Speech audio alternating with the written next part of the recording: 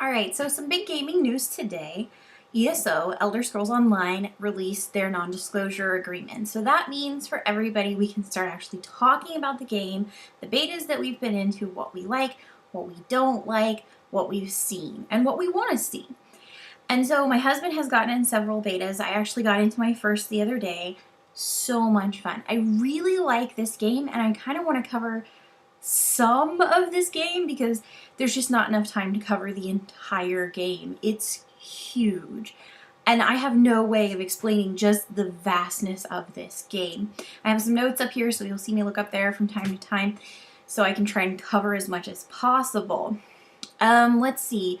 Keeping tunes from the beta. I think everybody kind of wants to keep their tunes from the beta. Nobody knows if we get to or not. At this point, a lot of us have spent a lot of time on our beta tunes and we really want to keep them, but still no word on that. So one of the things that I have heard is that people are taking screenshots of their build of their character so that they can perfectly remake their character if we don't get to keep these tunes. Character creation is pretty amazingly detailed. I just got to play with it for a little bit because I really wanted to get into the game, but I made a really amazing character. It really is make it the way you want. I think if you had a picture of someone that you would want to make, you really could just put that beside your screen and make that person. I'm sure we're going to end up seeing Tony Stark characters and I mean just everybody. I really think there's going to be screenshots of my toon looks like this person, this celebrity, this superhero, all of that. And I think it's very doable in this game.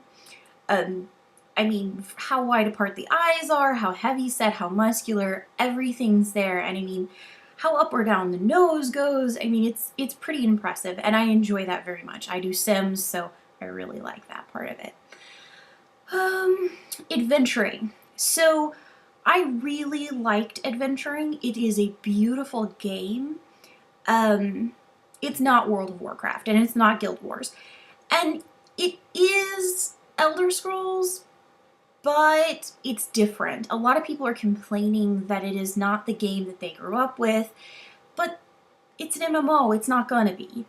So I think the best thing that I could maybe say is if you really, really enjoyed Fable and you really liked Guild Wars, it's almost like a mashup of those graphics and that entertainment quality.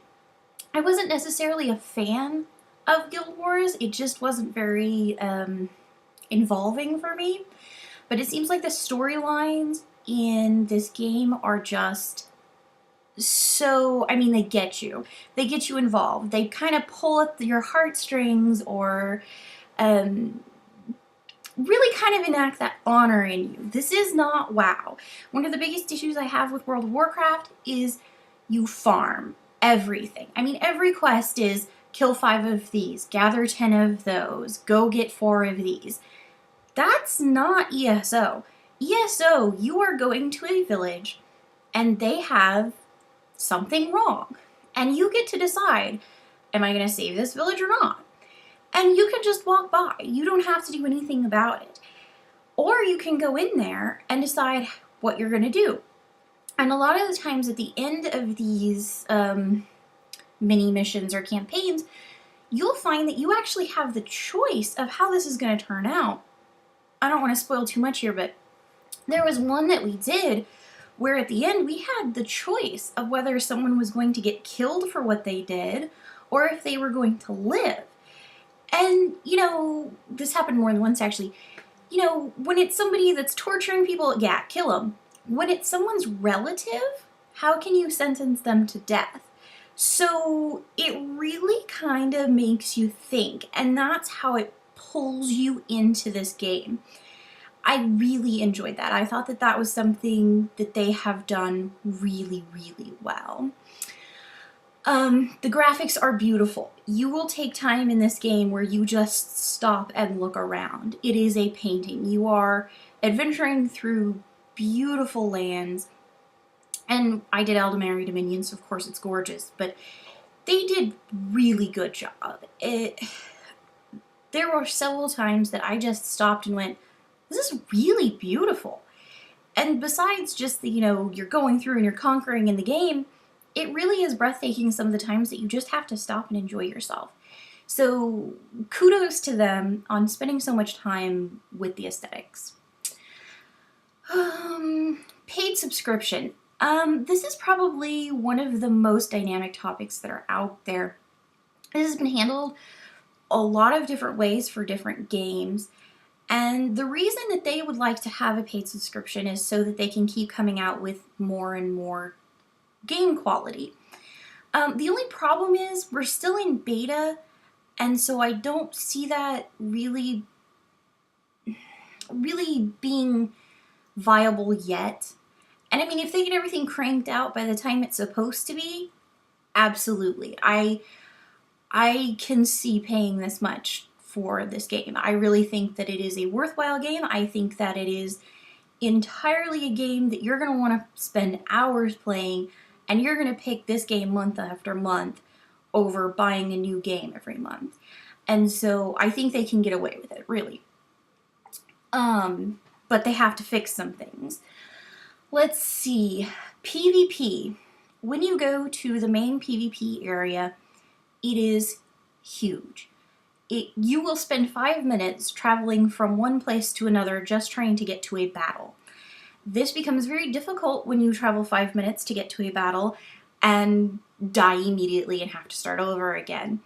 They've done a couple things to help with this. There are horses, but one of the things with horses that I found really cool is you can level up your horse. And by level up, I mean every 24 hours they're hungry, and you can choose to feed them for stamina, for speed, or for storage. And it only goes up like 1%, but you can tell that you're going a little faster. And so I can see how the higher level characters are going to have these mounts, and they're going to get through the battlefield much faster, and it's going to be worth investing in a horse over a long period of time.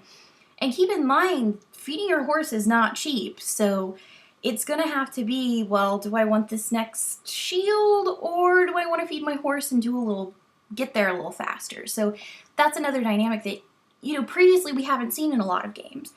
And I think that's a really nice addition to think about. So they've done these little things that seem to make a big difference, and I'm very happy with most of them. But again, that main PvP area is just absolutely huge.